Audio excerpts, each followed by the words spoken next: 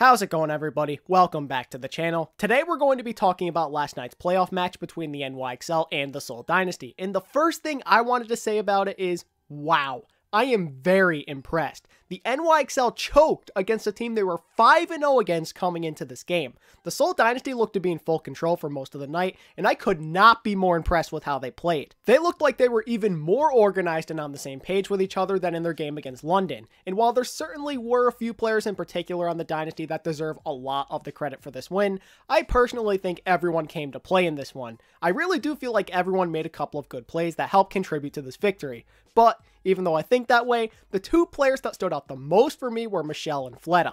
I don't think the Dynasty win this game if they don't dominate the way they did all series long. Starting with NYXL, the NYXL seemed to have no answer for this guy. I mean, seriously, he had one of the best Sombra performances we've seen in recent memory. I honestly loved the approach he took during this game too. Usually it's a Sombra's goal to try and pick off a support or maybe hack the Reinhardt so a shield is down, but NYXL decided to instead target Meko a lot, and that proved to be a very successful strategy. After all, a hack diva is pretty much useless. The only thing she's good for is being an ult charge battery for the other team, let's be honest. And I'm not sure if this was planned or not, but it was a genius strategy regardless. Fleta also had a ridiculously good day. His Zarya and of course his Pharah on Volskaya were absolutely bonkers, but I'd expect nothing less from someone like him in the end. If he continues this rampage into his next game, then look out, Vancouver. You guys could be in for a long night. Now let's talk about each map of this game to see why Seoul was able to pull ahead and not look back. So starting with Illios, the Dynasty were able to take that one pretty handily. The craziest thing about this map though was the fact that Seoul decided to roll with their B team, so to speak.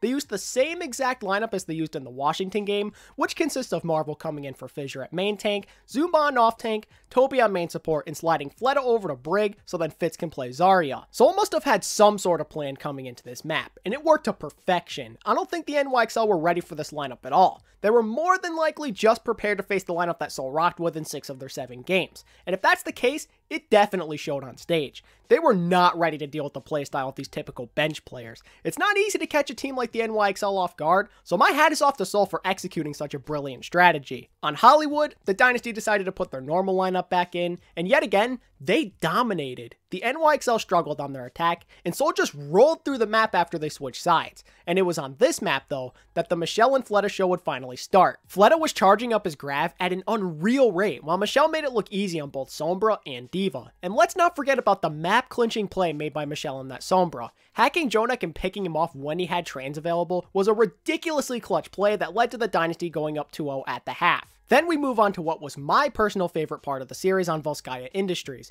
If you want a super intense back and forth match with diverse compositions, then this is the part of the game you need to watch. New York looked strong on their attack by completing the map super fast, but then Seoul Dynasty came out with a triple DPS Wrecking Ball comp with Jaehong on a signature Ana, and they completed the map even faster. Then, in typical Vizag Industries fashion, we saw both teams complete the map once again. And don't even get me started with both teams' third attack. Things got super intense. We saw Libero do a desperation switch onto Widow, and Jonak went on to Mei, and he got 2 crucial picks to keep the Dynasty from finishing point B. Then New York, who were down to their final team fight, played some of the most clutch Overwatch I have ever seen. Meko eating a potential game-sealing grab, then immediately getting a 4K bomb right after was one of the most hype moments I've ever seen. And how about Jonak? The dude always seemed to have trance when his team needed it during those last few fights. The NYXL just barely hold on and win Volskaya 6-5. Then we finally have the series clinching map on Rialto. And Seoul didn't finish the map on their attack, so all the NYXL had to do was make more payload progress and they would tie this thing up.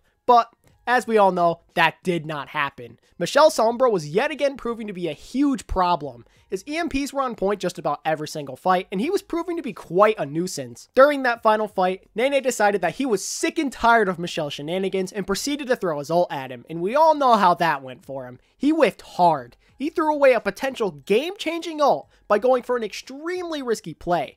I understand that the Sombra was a huge problem and all, but with there being no Diva on the side of the Dynasty, there was nothing stopping Nene from making a massive play with his Grav. But then the EMP came in, and that was all she wrote for the NYXL. Congrats to the Seoul Dynasty. You proved your haters wrong yet again, while overcoming even more of the demons from your past. This team is honestly kind of scary looking right now, and I do apologize to the Dynasty and their loyal fans for underestimating them. Next for the Dynasty though is the Vancouver Titans, and while I do think they'll be underdogs in that game, I wouldn't be surprised if the Dynasty pull off yet another upset, because right now, they look ridiculously strong. And speaking of Vancouver, if you're wondering if I'm going to cover the other game from last night between the Uprising and the Titans, the answer is no.